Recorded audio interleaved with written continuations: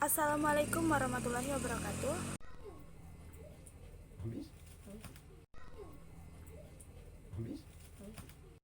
Komunikasi politik. Komunikasi yaitu proses pertukaran pesan baik individu maupun kelompok oleh komunikator kepada komunikan, bisa langsung maupun tidak langsung, dan bisa juga melalui media.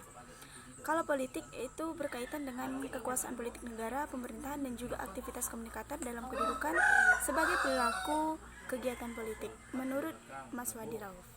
Nah, kalau menurut Almond dan Poel, komunikasi politik di sini sebagai fungsi politik bersama-sama fungsi artikulasi, agregasi, sosialisasi, dan rekrutmen yang terdapat di dalam suatu sistem politik, dan komunikasi politik juga merupakan prasyarat bagi berfungsinya fungsi-fungsi politik lainnya.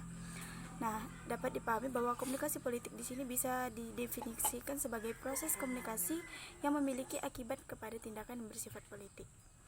Selanjutnya yaitu konsep dasar komunikasi politik. Pertama, komunikasi politik dimaknai sebagai perilaku atau kegiatan komunikasi melalui media massa yang bersifat politik, punya akibat politik, dan berpengaruh terhadap perilaku politik.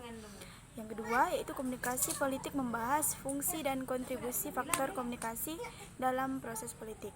Selanjutnya yaitu unsur-unsur komunikasi politik. Pertama, komunikator politik. Kedua, pesan politik. Ketiga, saluran dan media komunikasi politik.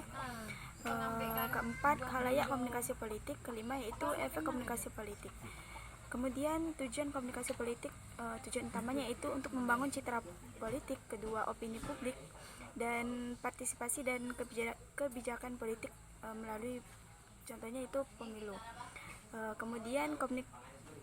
Kemudian dimensi komunikasi politik atau kaitannya dengan komunikasi politik dengan aspek lainnya. Yang pertama yaitu sistem politik, kedua ideologi, ketiga budaya politik, dan partai politik. Selanjutnya itu paradigma politik. Paradigma komunikasi politik. Pertama, paradigma mekanistik, paradigma psikologis, paradigma interaksional, paradigma pragmatis, dan terakhir yaitu teori dan model dasar komunikasi politik.